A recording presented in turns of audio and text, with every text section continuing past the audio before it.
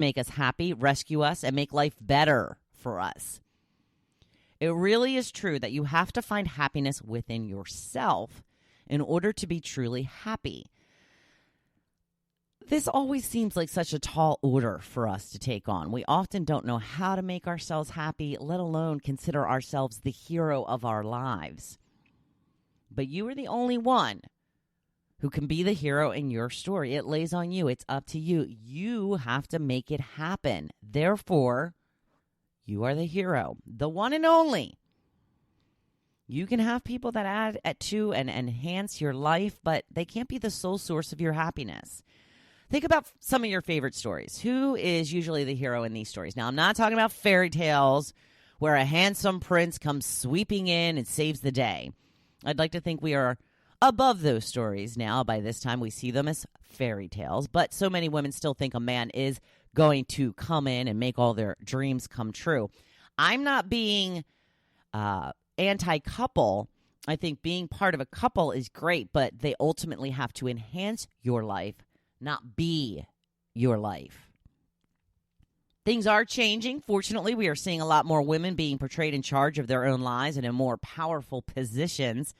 I was raised to never have to depend on others financially, especially a man. So I was able to do as I wish when it comes to my life, because when you depend on a man financially, often you can get stuck if you're in a situation you would like to get out of. I always consider myself lucky in the fact that I figured out pretty early in life what my passion was, and I followed my dream. Worked my way up in the radio business, moved around a bit. Once I hit the Jersey Shore, I was hooked. That became my new passion, living at the Jersey Shore full time. I was also able to make that happen in cooperation with my husband, of course. Hopefully you are in a position where your spouse is behind your dreams. Hopefully if they aren't on the same page, you can figure out a compromise. Hopefully this is something you discussed before marriage, but I realize that things change, and the longer you're married, the more things can change. But it's about choosing your priorities. What is most important to you? Is it your marriage, where you live, the type of house you live in, the work that you do, the happiness of your children? I'm going to throw something at you that may seem a little crazy, but I think you should consider the happiness of your children minimally. Yes, of course, you want your kids to be happy, but your dreams and happiness should be your priority, no matter how old your kids are. So often I hear that people don't want to disrupt their children's lives by taking them to another town, a new school where they don't know anyone. I know it can be rough. People do it all the time, though.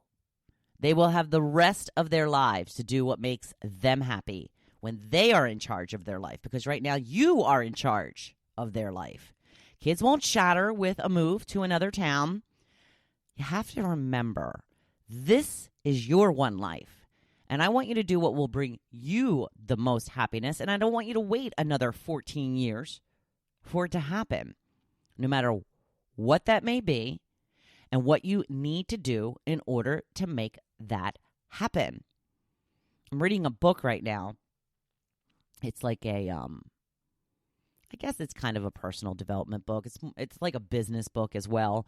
But in it, he's talking about these people who are like, working outside the box, making their own rules. And the one woman took her husband and children on a year-long sail around the world.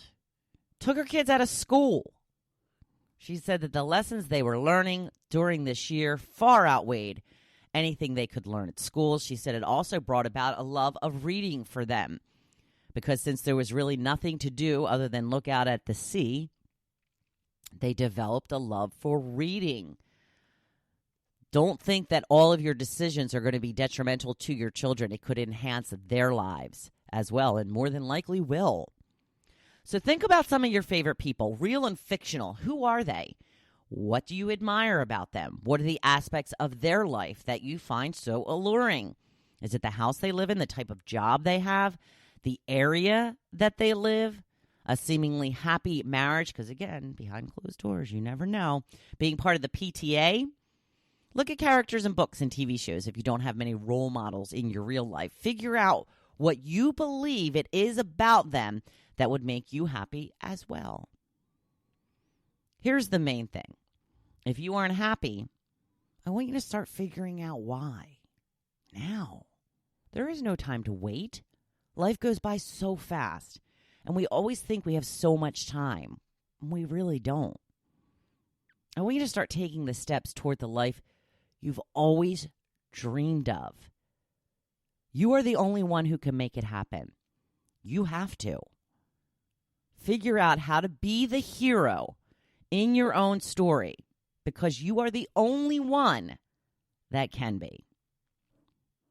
So it is finally Cocktail Friday, y'all. I hope you have a fantastic weekend and be safe in whatever you do, and go make today your best day yet. Thank you for listening to The Hopefulist, hosted by Wendy McClure. For more inspiration, please visit Hopefulist.com. Thanks, and we'll see you tomorrow on The Hopefulist. I'm going to make one exception. Ellen, you can be the hero of The Hopefulist by having Tucker and I on your show.